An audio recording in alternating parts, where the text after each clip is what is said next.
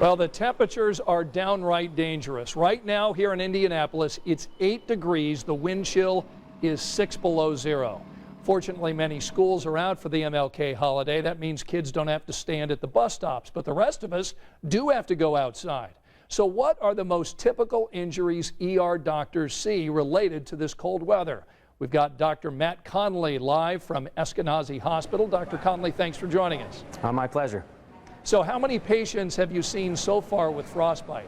We've definitely seen more than a few, and it's something that we really need to be cognizant of and make sure that people know that even 20 minutes outside in temperatures such as this, especially how bad the wind chills are right now, can do a lot of damage to fingertips, toes, tips of the ears.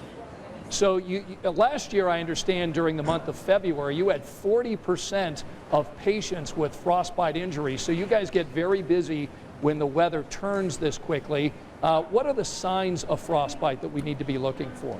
Yeah, absolutely. It's the main thing is that numbness and tingling. That's one of the first symptoms you see when you start to have frostbite or frost nip. It goes by a number of different names.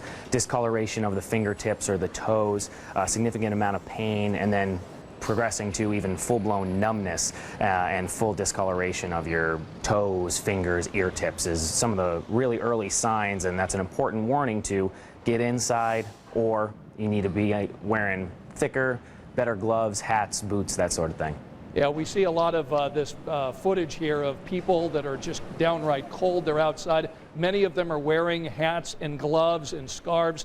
Is there anything else that we can do to protect our face? I mean, because that's probably where you do see some frostbite is on your nose and lips and that kind of thing, right? Absolutely, and the biggest thing that we can suggest is taking breaks, coming out of the cold for, a few minutes at a time just to warm up every 20, 30 minutes, because like we said, this can happen very, very quickly and you may not even know it, especially the elderly, the young, people with diabetes. Those are the real susceptible populations that we see, and it's important for them to take as many breaks out of the cold as they can every 20, 30 minutes or at the first sign of any of that numbness and tingling or pain like we talked about.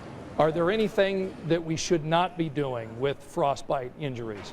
So when you do come in from out of the cold, you'll definitely have that tingling, cold fingers, nose, toes. Make sure not to use hot water. It's very difficult to feel exactly how hot the water is. Using room temperature water to warm your hands or even just warm air from the vents in the house really helps to minimize the amount of burns that we can often see after someone tries to treat a frostbite injury at home.